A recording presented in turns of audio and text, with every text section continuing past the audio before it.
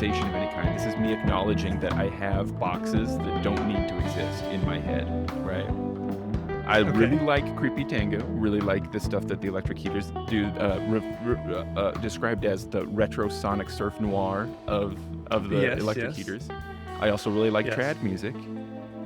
Listening to the electric heaters, I never would have thought to myself, like, I bet some of these guys do trad. You know, like it's very different. So like, which is the chicken, which is the egg, and how do they interact with each other for you, or do they not? You know, are they in separate boxes for you as well? Yeah, interesting. I mean, the boxes are pretty separate because the instruments are so different in the the sonic world and things. But I do, I'm a big fan of reverb in any like whether it's spring reverb in the surf stuff or any kind of natural reverb. And I pin this all to my childhood because my dad growing up was an organist and played in a great big church that had like a 6-second reverb in it just naturally. And actually my first experience hearing the bagpipes is once a year they would bring in the local pipe band to play. Very cool. And pipes in a pipe band in a church is quite a sonic experience. Did he ever play organ along with them? No, because there were tuning can be a tuning challenge, issues. Yeah. But was that in the Boston area there, or was that elsewhere in the world? No, that was in Pittsburgh, Pennsylvania. Gotcha. Yeah. Gotcha. So reverb from the beginning. That's very cool. Yeah. It's not the. I'm assuming that there's more than just do what you've been doing on electric guitar, but do it on an acoustic guitar instead. There's got to be more to it than that when it comes to right. It's not just swap the instrument. Yeah.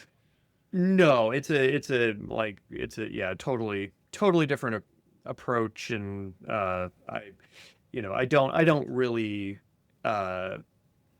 connect the two things in my head. They're just like two things that I like to do. Yeah, gotcha. And I think a lot of it really the music, the music is obviously very different. The role of the guitar is really different because with the surf stuff, the guitar is everything. Like it's the playing the melodies and and everything. Whereas if I'm playing traditional music, I'm in an accompaniment role. So that's a really different thing. But then, and just down to stuff like, the strings, the pick, everything, like everything's different. So I don't find that they, I don't have any problems like forgetting which one I'm playing. Right. Gotcha. Well, maybe we shouldn't let too much time go by before we hear a little bit of the trad playing as well. Yeah, why don't there's some really good, you've got albums full of great options. I just like listing off a few that really stand out to me as some of my favorites. New Married Couple, I thought was really fun. Midnight Sojourn, First Date. I really like First Date a lot. Do you have any favorites? So maybe we could get a little sample of a trad piece here. Sure. One of my sort of recent favorites is on the newest album, Whirring Wings, which is called Made of Selma. It's a set of 3 jigs. Yeah, it's 3 jigs made of Selma and Rose and the Heather, and one that Shannon wrote called DGAF, which is both an attitude and the first 4 notes. Oh, clever. Gotcha. Yeah. Okay. I like that. Okay, well, let's hear a little bit of that set here.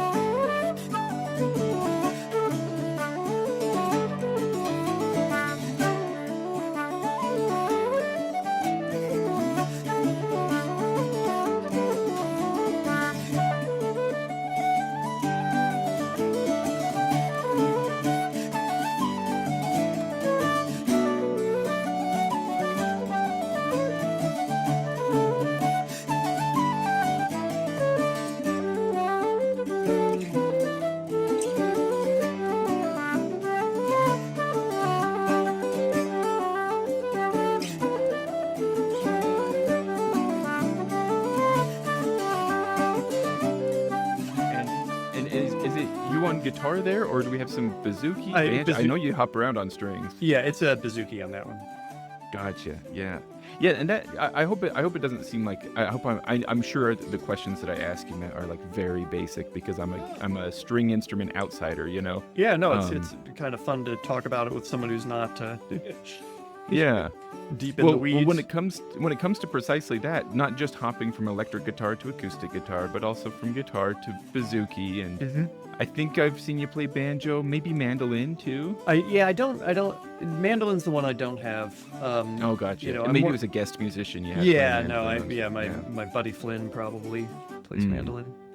But when hopping around, like, are these things, maybe specifically guitar to bouzouki, since you play quite a bit of bouzouki, are they similar enough to be very confusing, at least at first, or are they different enough? Like, I'm surely there's some crossover with like skill set, you know, being able to hold the strings, right? Yeah, I mean, it's you know, in the same way that like if you play flute, you can probably whistle's not going to be that, you know, Sure. you like a lot of that, you know, you're blowing in one end and putting your fingers up and down the other, as they say in Monty Python. But so the, you know, any of the fretted plucked strings are, you know, fundamentally the same technique. Like you're picking the string with one hand and then you're changing the notes with your other hand.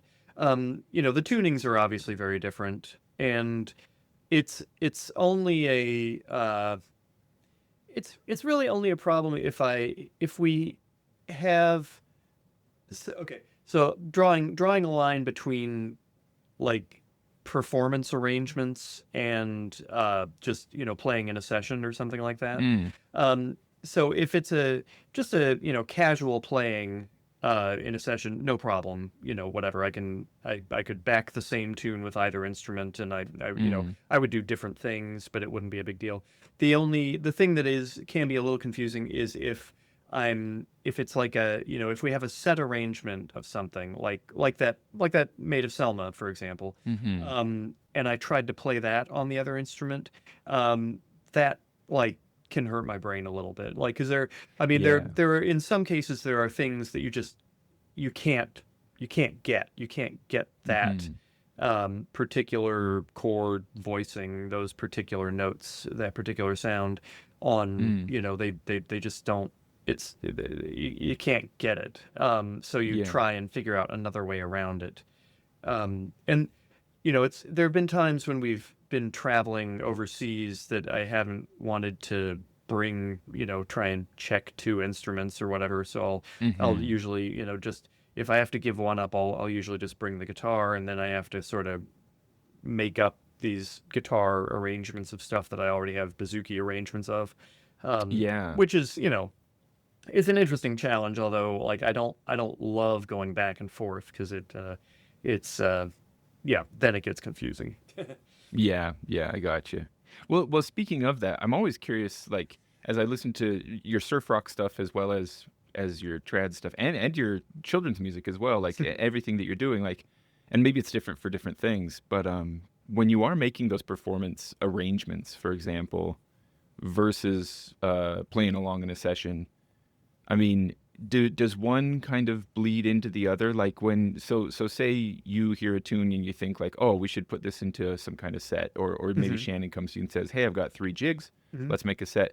Does it start as a jam and develop into an arrangement, or do you sit down with pen and paper? Like, what's your preferred method of putting an arrangement together? For like for the you know, for the trad stuff with me and Shannon, it kind of starts with some sort of intention, like you know, okay, we've got these tunes, what kind of a vibe would we like with them? You know, what kind of, you know, what are we trying to get here? Do we want it to be, you know, really like driving and you know, spare and driving, or do we want it to be really pretty, or do we want it to, you know, like, is there like, and we'll experiment a lot. Like, we have, you know, iPhones full of voice memo recordings of, you know, failed experiments of trying, you know, like, oh, why don't we try this? Why don't we try that? And then before we finally settle on, you know, the quote real or the actual arrangement. But usually, like if it's once in a while, like if we're not coming up with something, we'll definitely try, like, okay, well, let's just play, and we'll mess around and see if I try something, if it seems good, like if it's a worth pursuing that particular angle. Does that make sense? So it's like, Yeah. we generally try to have a notion of what we're going for before we, like, we don't just sit down and sadly, we don't sit down and play for hours and hours and think, oh, that one thing in the middle would be great. That'll do. Like, it's, yeah, right. Right, yeah. No, that makes a lot of sense, and I'm kind of, it made me smile to hear you describe kind of how you usually have like a thing in mind that you're going for, just because it does. I've always felt like you guys are clearly really good at putting together like thematic things, whether it's maybe even just like all the way up to the level of the album, like what is the theme of the album, but also the theme of the set, and maybe even little jokes like what you mentioned just now in that Maid of Selma. Or is it Selma? Selma. Yeah, Maid of Selma. Just Selma. Themes seem to be present, musical and title themes as well, little jokes here and there, that kind of stuff. Yeah, thanks for noticing. Yeah, when we do make an album, we definitely we do come up with themes for the album, just to kind of like, and they're it's usually not I don't know if other people would necessarily notice the theme. Oh, sure, unless we Inside tell you. jokes, But for us, it helps, just kind of organize things so that they hang together, and it's not just like, it's not like a bunch of. I mean, we've all heard albums where it's like you've got there's sort of a vibe going, and then you get to track 4, and there's something like completely and utterly different. Yeah, so doesn't belong. Yeah, and I'm like, wow, that's weird. Like, and sometimes that, I mean, whatever. Often it doesn't bother me, but every now and then I do find myself like skipping that track on certain records. Yeah, where, I know like, what you mean. Like, I'm not sure why you bothered to do that, because it's really weird and doesn't fit. But yeah, sometimes you pick out an album because there is something you want to listen to, and then there's one track that isn't that thing. Yeah. And, like, no offense to that track, but that's not what I was in the mood for. Yeah, right. And I also, and on the flip side, I get the idea of like, you don't want every single track to sound exactly the same either. Like, I mean, sure, you do need some give people a reason to keep listening. Yeah, that does make sense. Now your electric guitar does, I guess, maybe not in the surf rock style, but, and I guess I'm second guessing myself a little bit, Matt, because I might use the word reverb wrong. No, actually, okay. Like, as far as like, the words we use to mean things, maybe I'm not in the right, I might not know the stuff right. But electric guitar at least comes up sometimes in some of the trad sets on some of the albums. And maybe it's not quite that surf rocky, but there was one that I thought like might even be like, is it maybe even backward? It was on... Yeah, it was. Are you thinking of the Edwin of the Lowlands? Yes, Low? that's one of the Who Plowed the Lowlands Low. Yeah, that one. Yeah. Yeah, that has a backwards loop on it. And yeah, that was so. Yeah, I mean, it's true. I have like done. There have definitely been some electric guitar overdubs for like atmospheric reasons. Just to add, like, it's never, for the trad stuff, I don't think it's ever been the main focus. There was, actually thinking about it, there was a song on when we recorded Blue Skies Above, there was, we were in a studio and he had this ridiculous collection of nice guitars, and I tried using some like vintagey Gibson as the main guitar on a song. But it's like, usually if I'm playing electric on a trad thing, it's just for like a little, atmospheric touch. Then, Father, cruel Father, you shall die a public show for murdering my Edwin fair, who plowed the lowlands slow. Cruel was my father to steal away my love. May black clouds fill his black heart and the heavens high above. The fishes in the ocean swim for my lover's breast. His body rolls in motion. I hope his soul's at rest. The wild winds of the valley, the black and lonesome crow, cry out for my young Edwin, who plowed the lowland snow. The wild winds of the valley, the black and lonesome crow, cry out for my young Edwin, who plowed the lowland snow.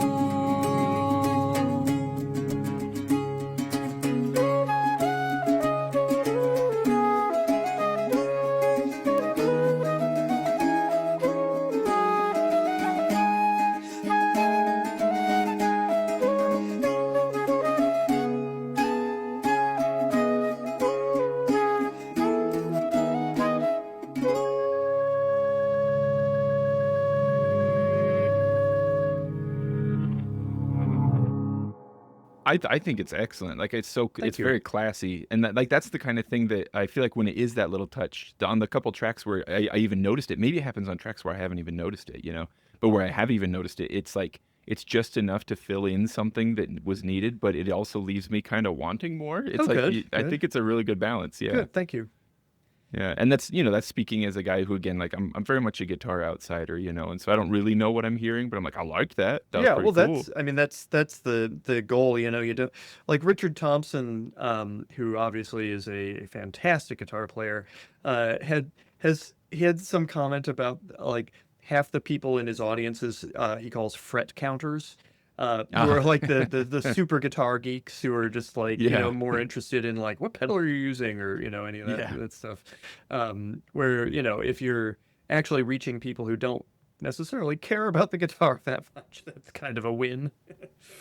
That's interesting. It's kind of comforting to know that happens with in other like genres and on other instruments and stuff like that too, because I'm sure that's something that Shannon encounters. Like there's probably a lot of flute players who are like, who are you playing? And like, and who like have an entire catalog of the trad tunes in their head as well. Like, oh, interesting choice that you went with that. You didn't do so and so's arrangement, that kind of stuff. Yeah, well, let me tell you about people who don't play the bagpipes. Yeah, that's right. They're like, oh, look at this reed. I'm like, what are you talking about? Man, that's so true. I was just talking to someone about they had this great picture. I forget who, but it was like there was a big session going on. Like a lot of everyone was playing, and there were two pipers who were they weren't playing. They were just like crouched together with glasses on and like their phone flashlights, looking at a reed. Yeah, like while everyone else around them is playing away. Oh, that's too good. That's amazing. My wife has often sort of observed and laughed at me about just how much time is spent in precisely that, like picking and adjusting reeds and tuning. It's like, when are you going to play, Yeah, I don't envy you people. Well, that Edwin, that Lowland's Low song, right? Very cool, but also very sad. It's it's a kind of a sad song. Oh, totally. And there's another one that you guys have, I think, on the same album. It might have been on The Lovers Well, but I think it's also on Tell You in Earnest. That's called Easy Come, Easy Go. Right. Was that one an original? Yeah, I wrote that one. I knew it. I shouldn't say I knew it, but I wondered because, so for one thing, I like it a lot. And every time I listen to it, Matt, I'm so relieved that it's not a tragedy, because my expectation, not just the first time that I listened to it, like the first time I listened to it, I was like, okay, great, like she's gonna dress as a dude, sit down, he's gonna walk in and run her through with his saber or something, right? Yeah. And then like a Romeo and Juliet kind of thing. But like even on repeat listens, like long after the first time I've listened to it, I still get that relief feeling every time I listen. It just leaves me so just smiling, Right. Good. Thank you. Rosie's eyes popped open wide. Jack's jaw hit the floor to see a man inside the house, a woman at the door. Standing there in silence, not knowing what to do, Jack and Rosie both exclaimed, "Who the hell are you?" Easy come and easy go, false love is easy found. Easy come and easy go, true love sticks around. Rosie coughs and says to Jack, waiting for my mate. Jack offers a pretty smile, leaning on the gate. They stared at one another, each looked pretty good. Said Rosie, I'll buy you a drink. Says Jack, I think you should. A few pints later, back at home, they were in each other's arms.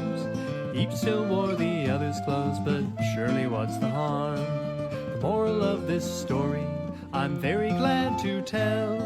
True love isn't only blind, but rather dumb as well. Easy come and easy go, false love is easy found. Easy come and easy go, true love sticks around. Easy come and easy go, false love is easy found. Easy come and easy go. Easy come and easy go. Easy come and easy go. Easy come and easy go. Easy come and easy go. Easy come and go.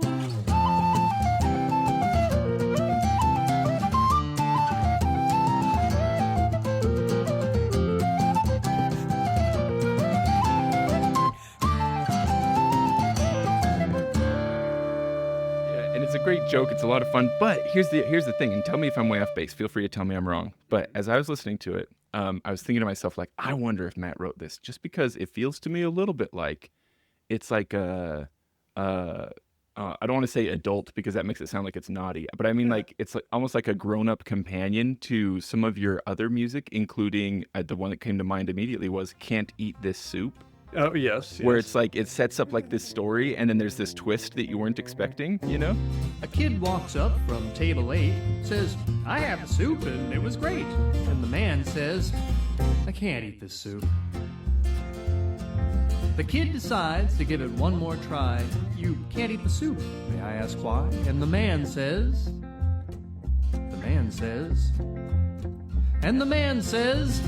I don't have a spoon. I can't eat this soup. I can't eat this soup. Ask me why, I'll give you the scoop, but I can't eat this soup. No, I can't eat this soup. I can't eat this soup. Ask me why, I'll give you the scoop, but I can't eat this soup.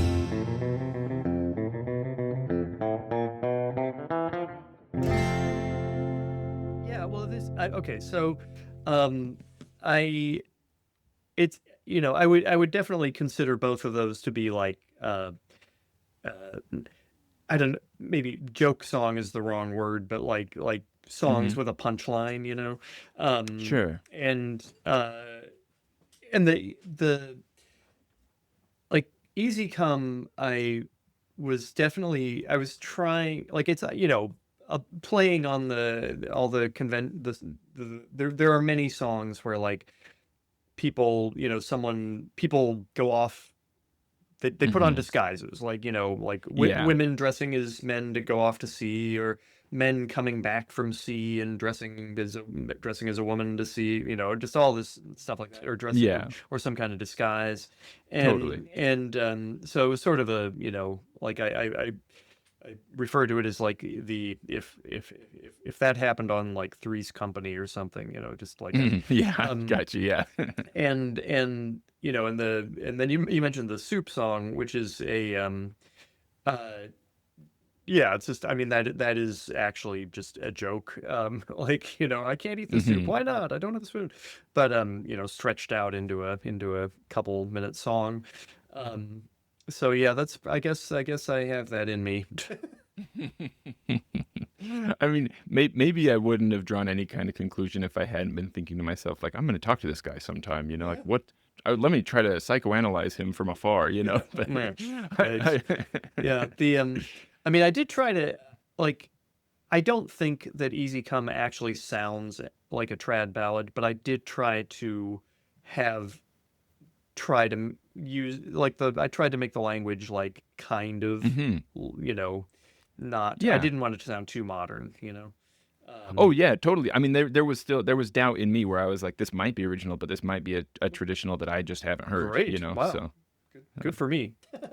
Yeah, but I do really like it, and partly because don't get me wrong, like I like the sad songs. Like sometimes that's exactly like like that's what you need. But also, I had a coworker once who really liked opera a lot. Yeah. And people were often telling him, like, I don't know, man, I can't get into opera because it's all so dramatic. And he pointed out once that, like, look, you only have so long in an opera. You're going to sit down, you've got maybe 2 hours to tell a story, and you want some big, impressive music. Mhm.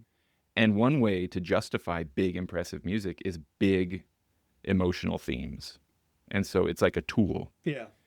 And so if for no other reason, I do think like there's a lot of sad songs in trad music and elsewhere. And if for no other reason than just to serve making cool music, like that's a good enough reason for me. So I'm not saying poo-poo on sad songs, No. but just I love that it turns into a joke and it's funny and it's nice by the end, you know? Yeah, finding like non-tragic songs is an ongoing challenge for sure. There's a lot, a lot of the love songs don't really end up well. But and someone, I don't know who said this, but like it's like because when are you gonna write a song when like everything's going great? That's a good point. It's after you've been dumped. You sit down and So there might be something to that. Yeah.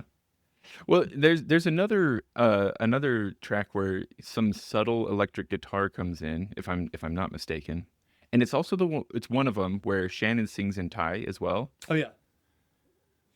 Should I try Monrak Doc Com Thai? I mean that'll do. Yeah, I can't. Something like that. Yeah, she's the only one who can really say it right. สองเราสาวหนุ่มพอกุมแขนเกี่ยวเดี๋ยวก็สู้กันใครโอละโนเจ้าดอกคำตายอย่าบอกนะใครว่ารักเราได้สู่สวรรค์มนต์รักระรินเปรียบดังนกน้อยบิน ลอยไปสู่เวหาความรักก็คือบุพาติดดอกที่ตาแล้วมาบอนเพลงที่ใจสองเราสองหนุ่มปกกุมแขนกิ้วนิดเดียวก็สุขเกินใครโอละโนเจ้าดอกคำตาอย่าบอกนะใครว่ารักเราได้สู่สวรรค์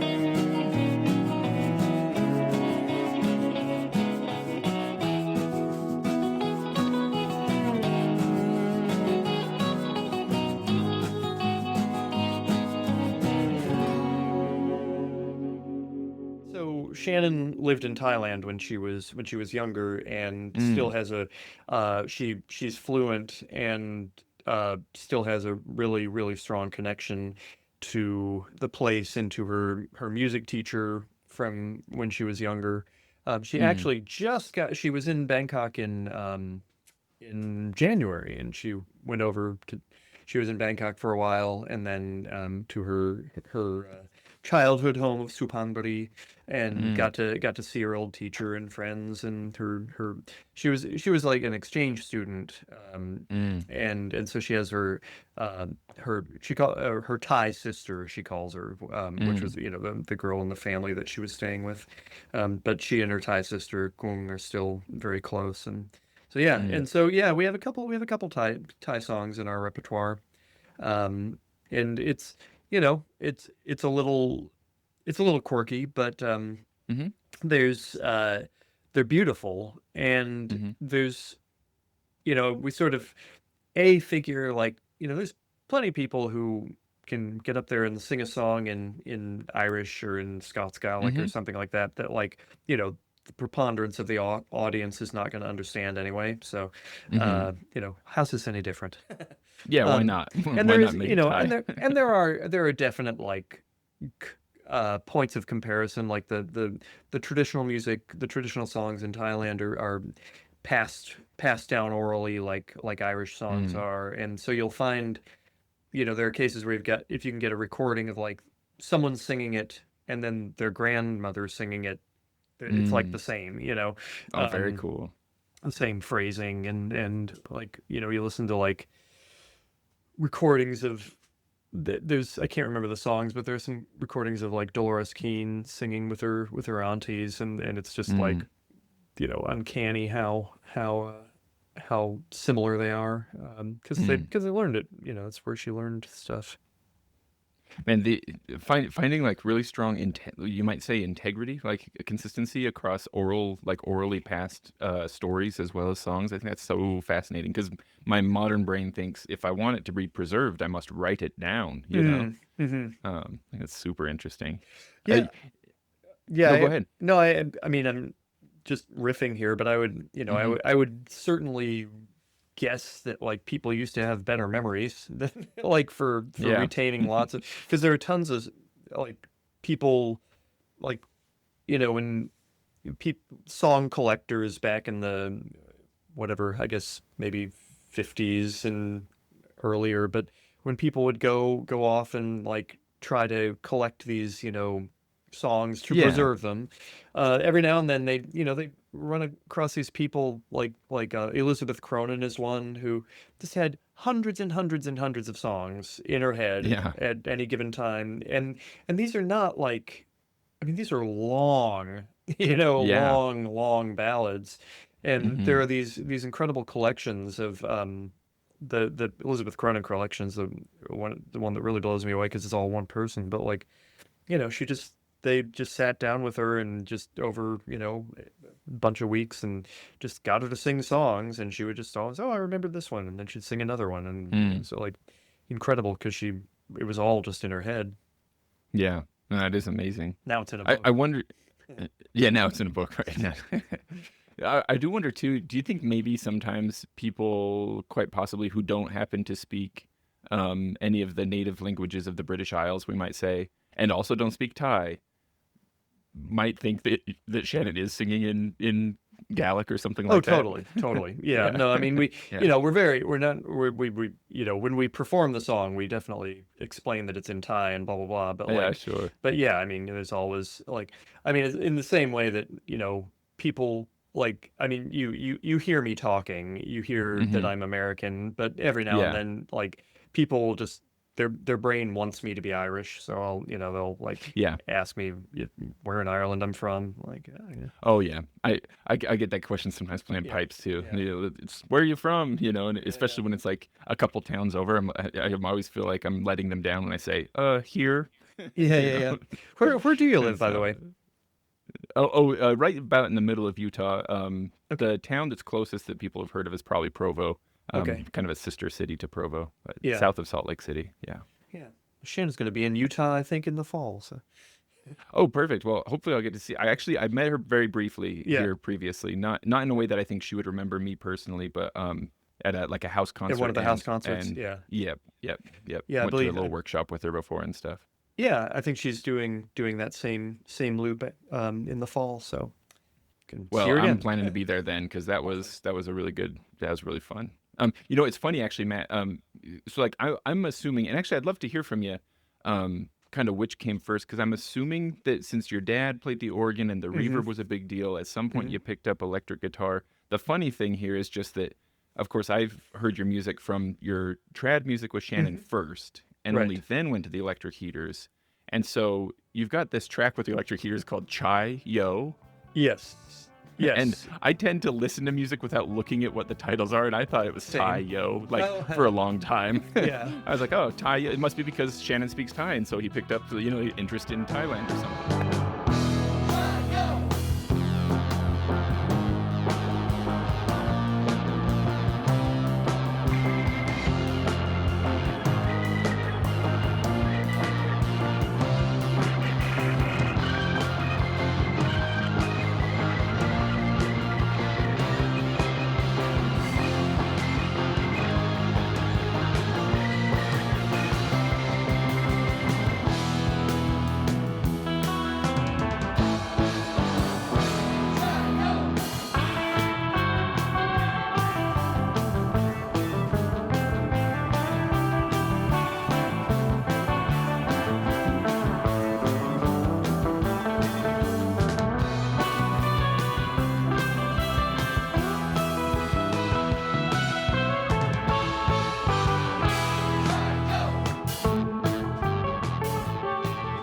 Tayo is like cheers in Thai. It's like Well, there you go. Okay, holding well, up your I wasn't holding up that your far drink. off. Tayo. Yeah, right. Yeah, it's so yeah, it is. There is a. I wouldn't say there is any Thai musical influence in that one, but yeah, definitely. Right. That's where the title's coming from. Yeah, when you. It's true when you write instrumental music, you can kind of call it anything you want. You can call it whatever you want, yeah. But I would love to hear, if you don't mind, Yeah. telling me just a little bit about that, your early life and how music, like How I was started there playing any and all that? Yeah, was there Yeah. strife between you and your dad when you were like, I'm going to play guitar and not the organ or anything Well, like that? I did, I was a failed piano student. He tried to give me piano lessons, and it didn't really go great. So, I didn't want to practice, and he was like, whatever. It was The classic, yeah, right. I mean, a lot of people end up starting and quitting piano, but I'm one of them.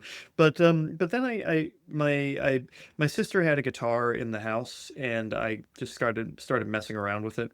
It's an old Yamaha nylon string folk guitar, and I just was sort of monkeying around, and then I think maybe 6th or 7th grade, they did like an after school club where they had a guitar.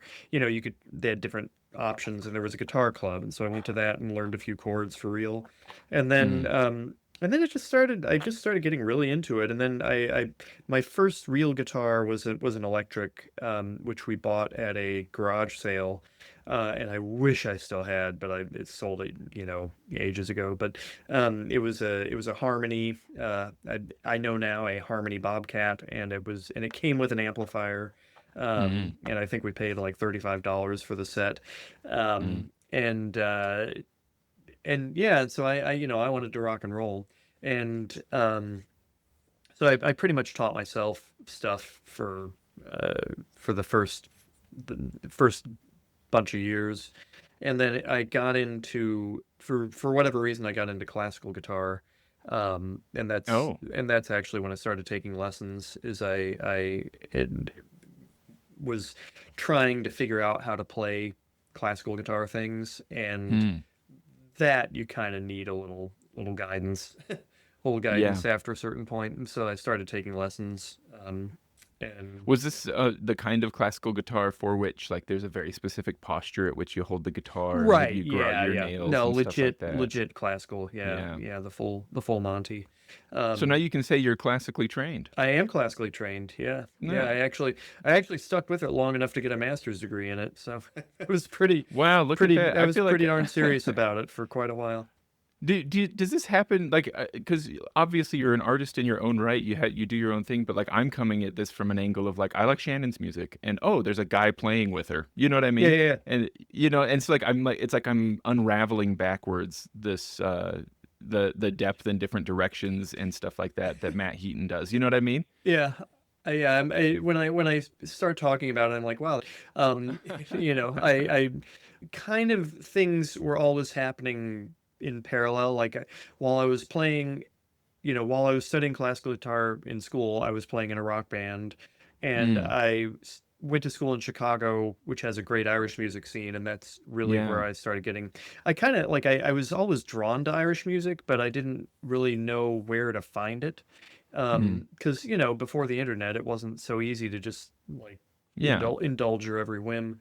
And I think maybe there was one time growing up in Pittsburgh, there was went to a folk festival or something, and there was some Irish component, but like it wasn't part of my family or anything like a lot of people. Hmm. And then in once I got to Chicago, I started like sneaking around some of the sessions, and then at one point I got my hands on Shawnee Records. They used to have a mail order catalog. Again, this is pre-internet, Hmm. so no one had a website. So I found this. I somehow got a Shawnee mail order catalog, and Hmm. and just all of a sudden there were all these records. I was like, oh my god, look at all this great stuff.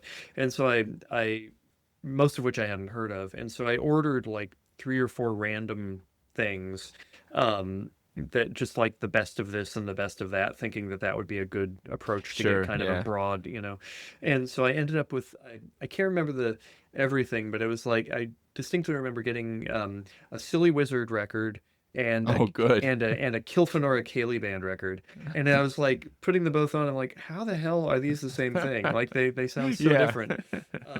But yeah, so that and I just kind of and I met Shannon when we were in college, and just kind of got deeper and deeper into it from Mm. there. So then at what point, because I mean, you started playing music as a kid, but like at what point did any of your interest or focus turn back? Maybe it's not like that, but when did you start focusing on making music for kids? Is that something that came about really early, or is that a late development? That is a much more recent thing for sure. Is after we had a kid. I think Oh, sure. I think there are a lot of kids performers. Like you look at bands like They Might Be Giants has a lot of Yeah. kids records, or I think Medeski Martin would have one. Bare Naked Mm. Ladies. It's totally like someone had a kid, or they all had I kids, and see. then I never all of thought a of that. sudden, and then Yeah. all of a sudden you're like slightly more interested in Mm. children's music than you were before, because in most cases, I'm sure, like for everybody's, you sing to your kid, Yeah. and if you're a songwriter anyway, you sing to your kid a whole lot. And then in my case, I just uh like Boston is blessed with a really active kids music scene, where there's I didn't know that. lots of there's a lot. The libraries around here all have sing-alongs, like Oh, yeah. 10:30 in the morning, half hour of music that you can Mm. take your kid to. And it's when you've do you have kids yourself? I do have a few myself. Okay. Yep. So, like especially when they're little, like finding free stuff to do in the morning is just Yeah, like, that that's is for that sure. is the goal. And so Yeah. so we would go to a lot of sing-alongs, and I just, most of the people who do them are fantastic. And there was 1 or 2 where I was kind of like, huh, I feel like I could do that, or maybe better. Mhm. Yeah. And so I sort of put together a program and got in touch with some libraries, and one place was like, well, we actually need someone, so you want to give it a try? And then, from there, it's just taken over my life. I Mm. do quite a bit of kids music, and I love it. That track "Donuts" is one that sticks in my head Ne- quite a lot. You know who, I'd like to imagine that you got a box of donuts one day and that's where it came from, but you tell me. it's just an absolute love of donuts. But do you know who is singing backing vocals on that track? No, don't even have a guess. That would be Karen Casey. No, really? The original singer from Solace. Yeah, that's right. Wow, that makes it even better. I like it even more. Dunkin' Donuts, Krispy Kreme, Dennis Donuts, Dunkin' Donuts, Canes, and donuts with a different stone. I like a donut. Donuts, I like a donut. You know a donut. More than a donut. I want a donut, donut, donut, donut, donut, donut, donut, like a donut. Donut, donut, donut, donut, donut, donut like a donut.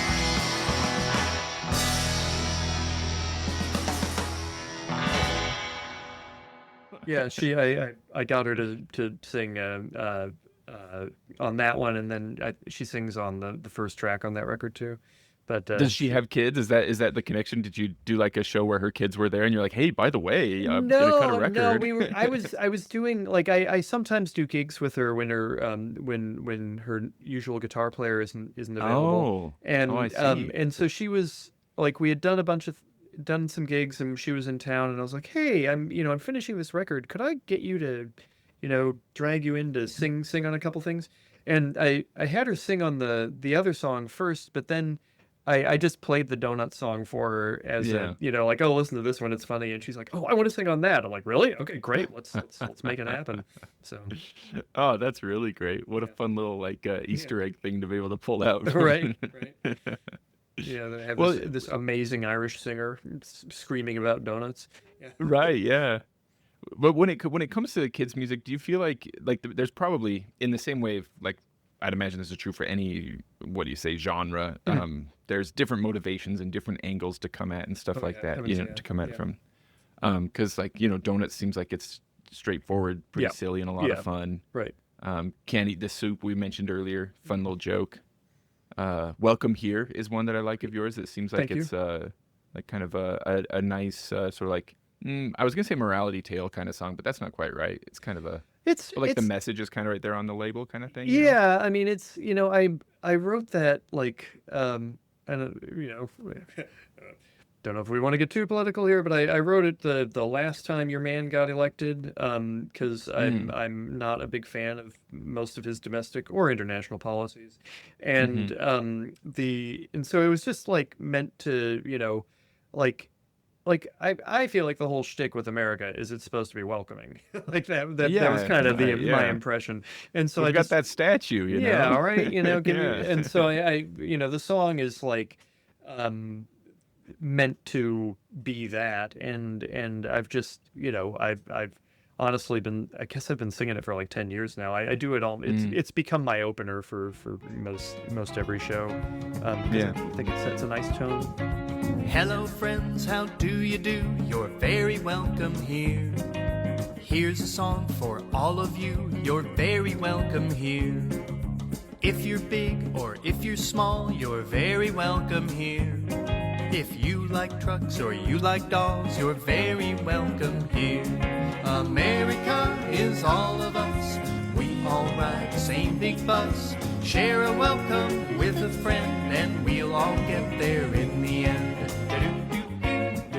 Well, I was listening to that one, and my daughter hearing it a couple times. I think it was that song that prompted her to come and ask me how many people here locally speak Spanish. I think it just was making her think, Oh, so. That's amazing. Yeah. I can sing Itsy Bitsy Spider in Spanish, but that's about it, I'm afraid. Hey. But yeah, with the kids' music, there's definitely there are songs like you. Again, yeah, the intention thing is for sure there. Like, do you want? Is this just going to be a straight up silly song? Is it going to be? Yeah.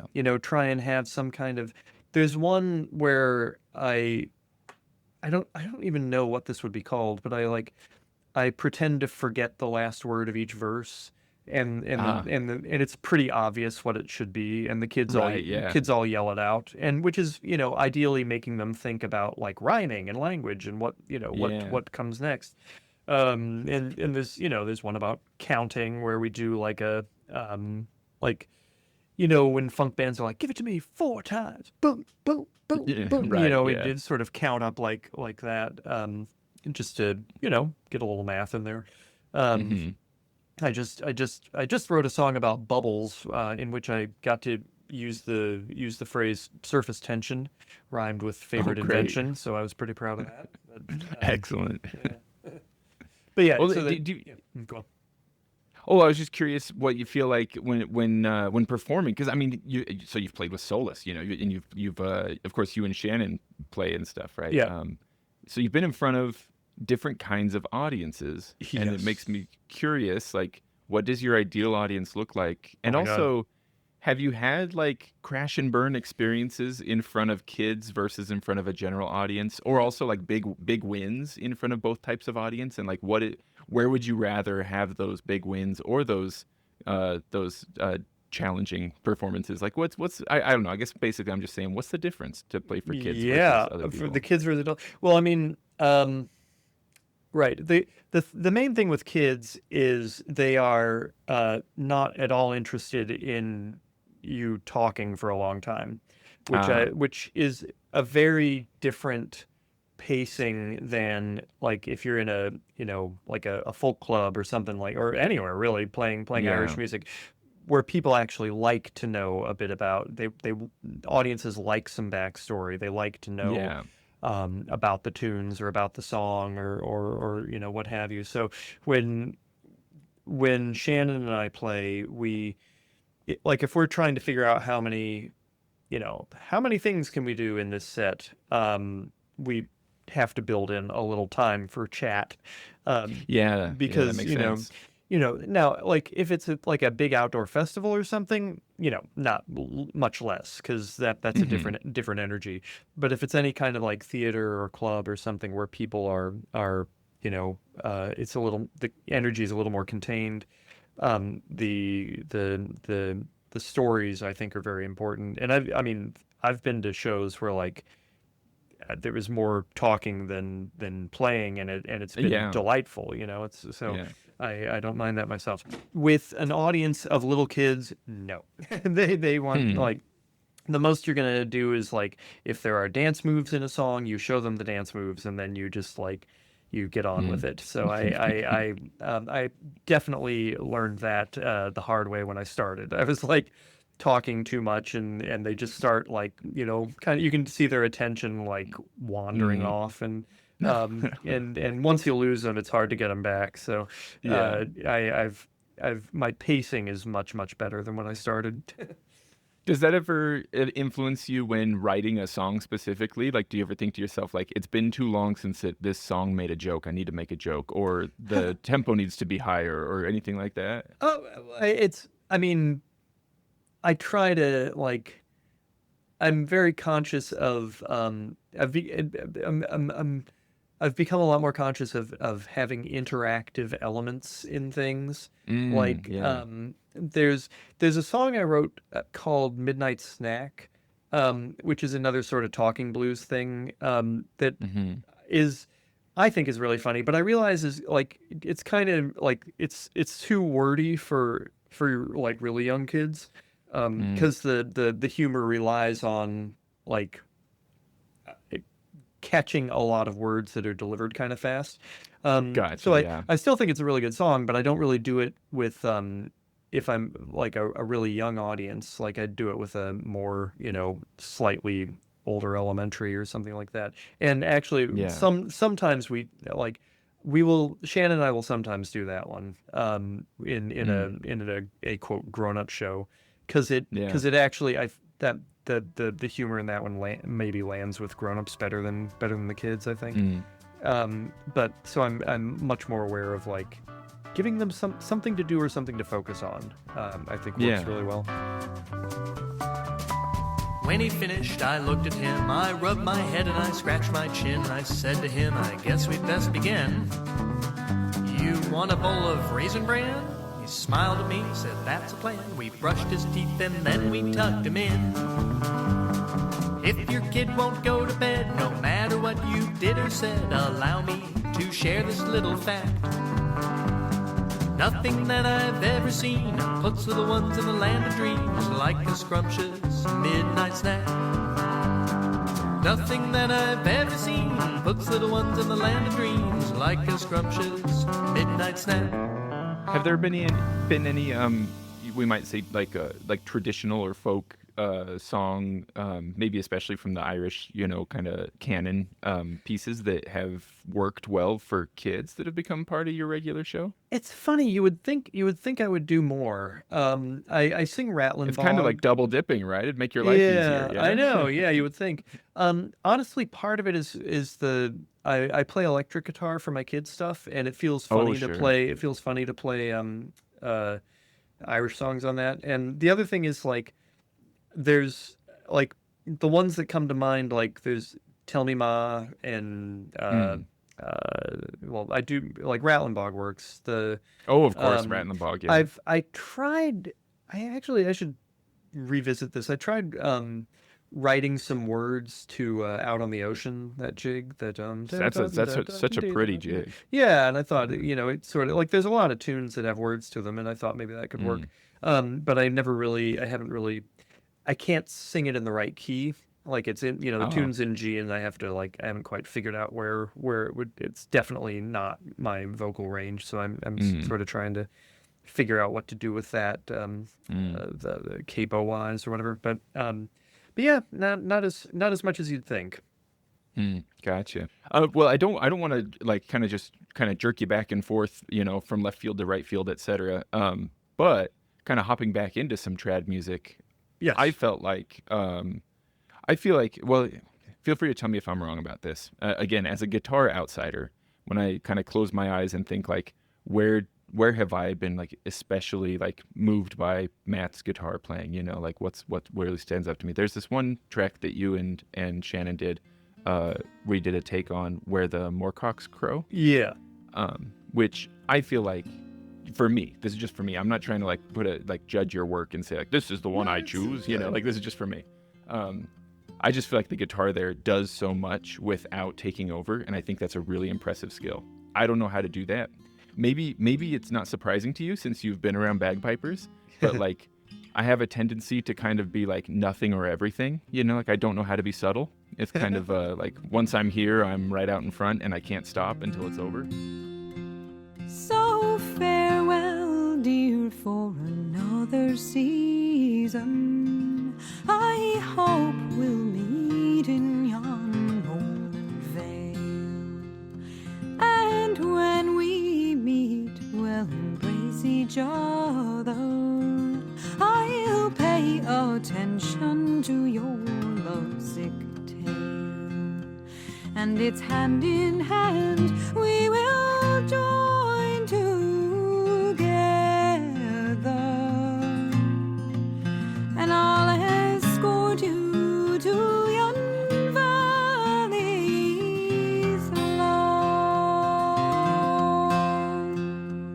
where the linnet sings her sweet notes so pleasing, near the mountain streams where the woodcocks crow.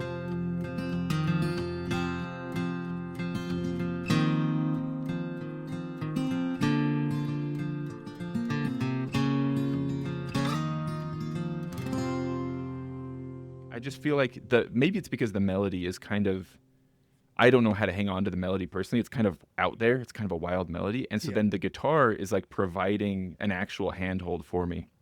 And it seems to be doing like the rhythmic groove and the bass line and the chordal pad as well. And there's some high sparkle coming in from it. And maybe it's too huge a question to ask you, Matt, but like I'm just like, how do you fill the gaps and provide support without getting in the way of the melody or the soloist? You know what I mean? Yeah. Like, how do you think about that? Yeah, that's a big one. So Irish guitar playing tends to like the droniness aspect is a thing, right? Like we like that. The reason I think that particular tune I played in Dadgad, which is just, you probably know it. Like it's a alternate tuning that a lot of people use in trad music, where it's D-A-D, G-A-D. So you have 3 D notes and 2 A notes as open strings. So it's kind of hard not to sound a little drony in that tuning. And by drony I just mean like open strings ringing. So you're not so it's kind of provides this steady sound. And also in that one I played it with my finger. Like I wasn't using the pick, I was playing finger style. So which allows you can do, well, I mean, if you're using 4 fingers, you can get 4 different notes going at the same time. Like you don't have to like strum through all of them. You can kind of do this one, like the low string and the second string or whatever. Like you can have a lot more possibilities for playing like a melody and a bass line at the same time. Yeah, it dazzles me, Matt. As a listener, I'm like, is that 2 instruments? Is that 3 instruments? That might be 4 instruments all at the same time, you know? Well, I mean, I'm not in any way putting myself in this level, but like when you listen to, really good fingerstyle players, it's awfully impressive how much music they can get out of, like, I mean, modern guy like Tommy Emmanuel or something like that is just ridiculous what he's doing. But yeah, so I'm like, as far as I'm, the general rule is like with a song, there's, you've got, you try to sort of, to some extent, stay out of the way when she's singing. And then between verses, you have an opportunity to do some fills or connecting bits or, something like that. Does that make sense? So it's like, Yeah. You kind of, with a tune where there's maybe not some, there aren't really like big breaks generally if you're playing a reel with someone, but with that you kind of, it's more like a figuring out if you're doing something more contrapuntal or if you're just doing something kind of rhythmically supportive. There's definitely a lot of tricks to it, but it comes down to, like, again, back to that intention thing. Like, what are you going for on this one? Yeah. And Moorcock's is like this beautiful kind of haunting, spooky. You're right. The melody is very like has this crazy like major minor thing going on. It's a really great song. So I was going for something. I was going for spooky. I was going for like it's whatever. Like you're out in the fog and that kind of thing. And, well, you pull it off. It's excellent. Well, thank you. And actually, I have another track that I feel like is another great example that stands out to me as like really, really good sort of like, I don't know how to put it, tasteful support that like, because I don't mean, I'm not poo-pooing anybody who is going to just strum chords. Sometimes that, I don't mean like just air quotes that's great. But like there's something extra going on. And so I think I could point us to another track. However, I also, maybe that track ends up being the outro. And so Matt, like this is a little bit behind the curtain. Is there anything that you'd like to kind of promote or anything like that before we kind of start heading toward the close of an episode? Of course, I'll put links to all your stuff in the show notes and stuff, but anything you have. I guess if, there's Moorcock's actually, Shannon does that podcast, Irish Music Stories, and there's actually there is an episode about that song. I'd have to look up what episode it was. I'll find it and put it in the show notes. The virtual guided session. Yes, yeah. We're putting it on pause after May, so we're kind of trying, like, the next 3 are going to be the last ones that we schedule for now. Gotcha. Not saying we'll never do it again, but we're definitely taking the summer off, and then we'll just sort of see where it goes. But if you wanted to, if it did come out before the April one, we could mention that. Yeah, I'll make sure this comes out before the April one. You bet. Yeah. Which would be, are those usually? I feel like they're usually in the teens, second week usually. Yeah. Okay, perfect. Well, then I'll have that in the show notes as well. Then those, I don't know if anybody listens. I'm imagining at least some people listening will have joined those or watched the videos afterward at this point. Yeah. I really enjoy them a lot, so I definitely would. I can definitely put a personal stamp of excitement on that. They're a lot of fun. Awesome. Thank you. Yeah. Well, then, Matt, I also really like the way you play on Lovely Annie. Do you remember that track? Yeah. There's a killer flute solo. It goes out on a killer flute solo from Shannon. I mean, I'll admit to you. I hope you don't mind me telling you that that's what drew me into that track initially, is I was listening to it for the flute solo. But then I start going, man, that guitar, I think you call them leading tones or maybe a walking bass line, something like that. That's such a cool trick. Under the flute, you mean? Yeah, under the Yeah. flute, the stuff that you're doing underneath the flute, it's like you're not just playing, again, air quotes just. I don't mean any negativity toward playing just the No. chords, Yeah, right? it's fine. Yeah. But like you're moving through a chord progression that like the chord doesn't always work, but then it finds a resolution. Like it doesn't work for a second, so it's like there's this movement happening underneath where it's like a weaving together kind of effect. Yeah. Thank you. That's I mean, what I tried to do on that one.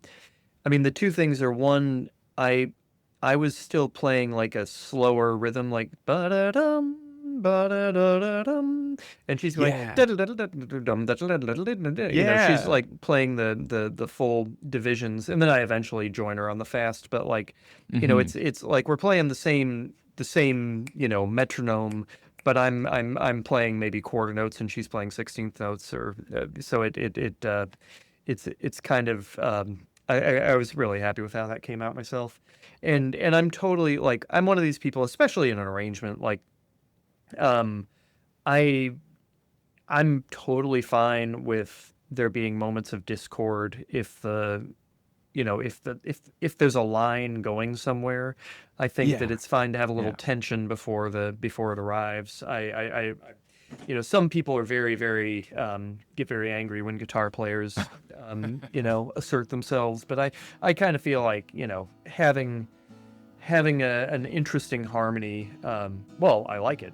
It makes it more interesting for me. So I love, I love hearing solo melody playing as well. But I mean, if I'm going to be there, I might as well do something nice. In a village by the harbor, Annie did dwell.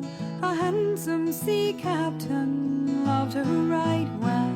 Her parents forbade love when they came to hear, and they banished lovely Annie miles from her dear.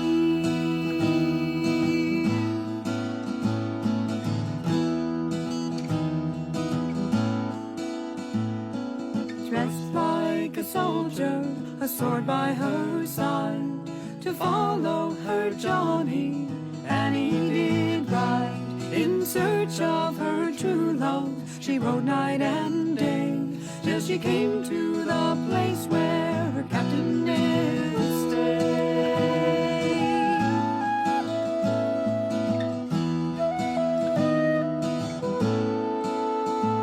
She gave him a letter, shedding one single tear, saying, "This is a letter from Annie, your dear." Said the captain to the soldier, "I will buy you a round. Here's a health to lovely Annie, the belle of the town."